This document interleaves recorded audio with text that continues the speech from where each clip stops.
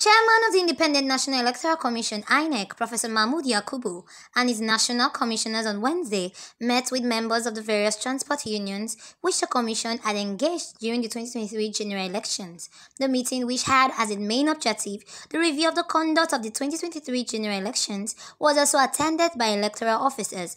According to the Commission, a review of the conduct of the engaged transport union vis-a-vis the implementation of the Memorandum of Understanding signed with the unions on the provision of logistics is sacrosanct. Also, the meeting took stock of how the electoral officers who served as field supervisors carried out their assignment. Video shows more detail. Take place at the state offices. Election take place at the polling unit level. And you are the closest to the polling unit level. Beyond the EOs, what do we have? Racks and super racks, and then polling units. And so you play a very, very critical role indeed in the conduct of elections. And that's why we can't conduct a review of the elections without involving those who made the election tick. So let me say on behalf of the Commission, we're extending our profound appreciation for the sacrifice, dedication, and commitment of all the EOs for the 2023 election. You received materials in good time, activated the racks, dealt with transportation issues, and through your hard work and the support of the Commission, for the first time in the last 4 electoral cycles, presidential and National Assembly elections were not postponed even for 1 hour. Even the governorship election that had to be adjusted by a week, it wasn't for reason of lack of preparation by the Commission. It was essentially a legal issue, and we were able to remove the encumbrance to enable us to conduct the elections. So once again, let me welcome the EOs in a very special way, and I think it is in appreciation of the role of the EOs that the Chief Technical Advisor decided not to take his designated seat. He decided to sit with the EOs. So for this meeting, Professor Eila is an honorary EO. Other senior officials of the Commission, members of the INEC Press Corps, ladies and gentlemen, it is my pleasure to welcome you all to this meeting. Some of you here today may recall that at the meeting with the resident electoral commissioners held 2 weeks ago, on Tuesday, 4th July 2023, the Commission announced the commencement of the review of the 2023 general election. This was followed a week later by state-level review meetings nationwide involving our regular staff as well as some of the ad hoc staff.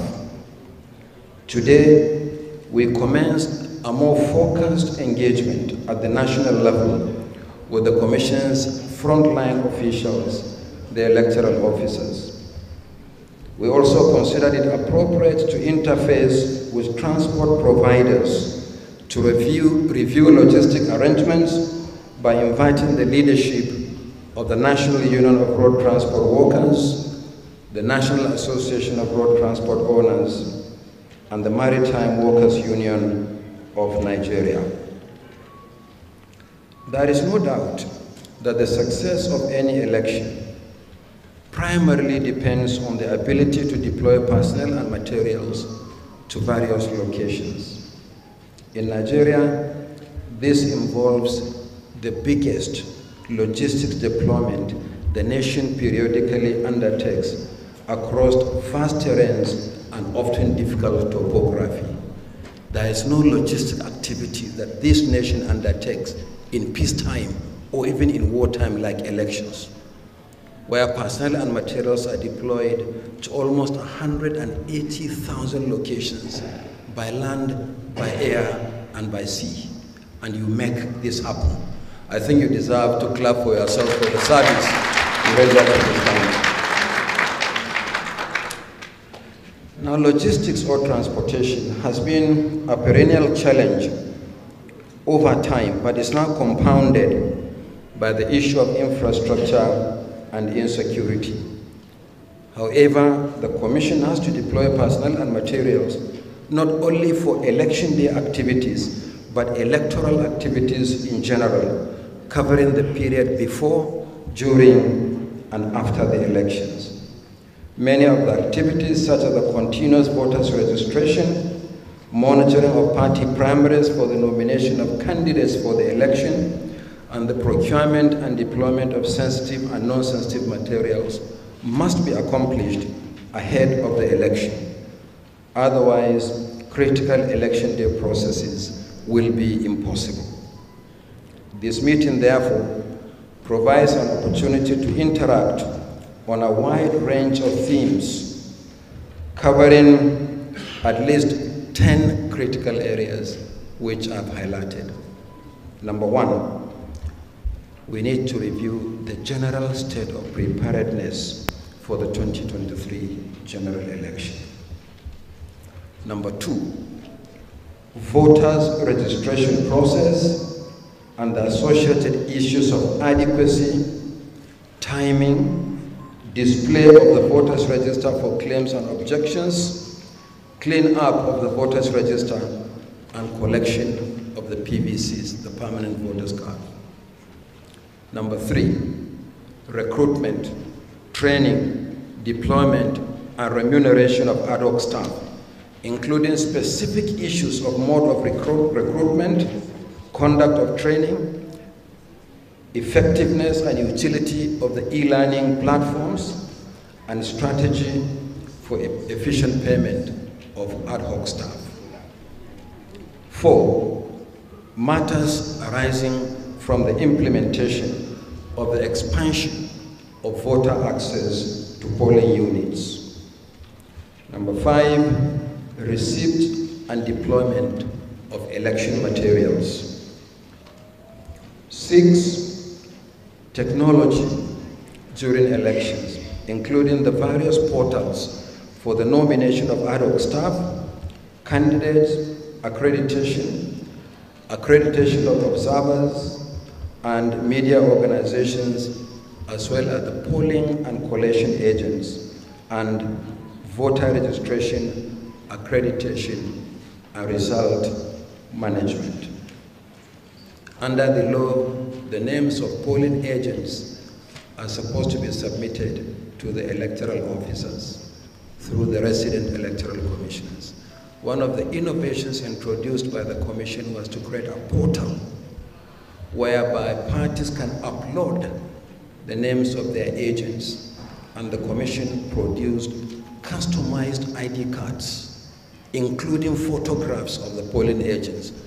And in 2023, for the general election, we produced well over 1.5 million identity cards for polling and collation agents. Number seven, election security. Number eight, election day processes with reference to forward logistics in terms of transportation of personnel and delivery of materials to registration area centers and the polling units, including specific issues of engagement with transport unions and the implementation of state-level obligations.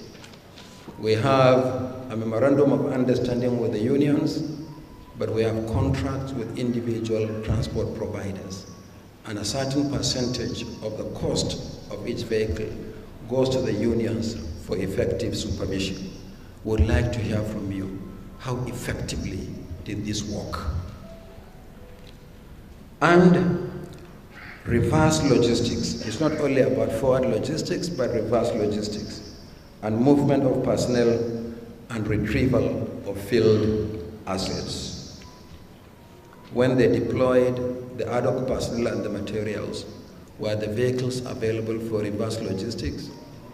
We need to hear from you.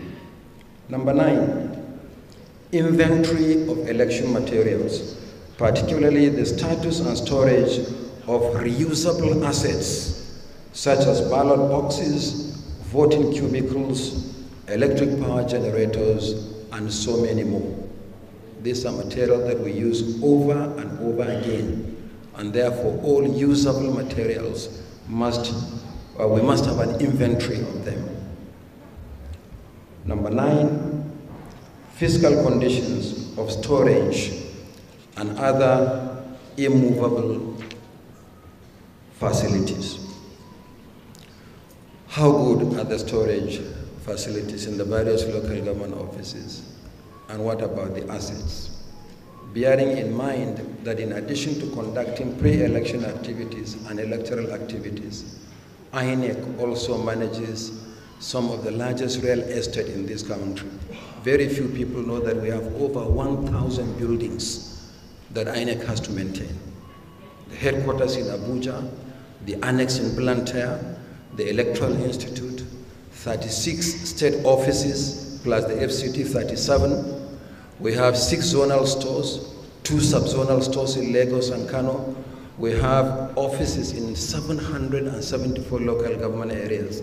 In some places, because of difficult terrain, we have actually more than 1 office. So we maintain 1,000 buildings as an agency. So it's not just about the conduct of elections. So we'd like to know how well are we doing in terms of the opportunity we have for the storage of facilities and in terms of the maintenance of our movable and immovable assets. And some of these facilities are not just administrative facilities for the convenience of management or administration of elections. They are also electoral facilities because some of them serve as collation and declaration centers during elections. So similarly, in line with the Commission's policy, when the review engagements are completed, a comprehensive report will be prepared. I therefore urge you to lend your wealth of experience to the discussions in order to identify strengths and weaknesses for immediate improvement in forthcoming elections, especially the 3 off-cycle governorship elections in Bayelsa, Imo, and Kogi states, scheduled to hold on Saturday, the 11th of November, 2023.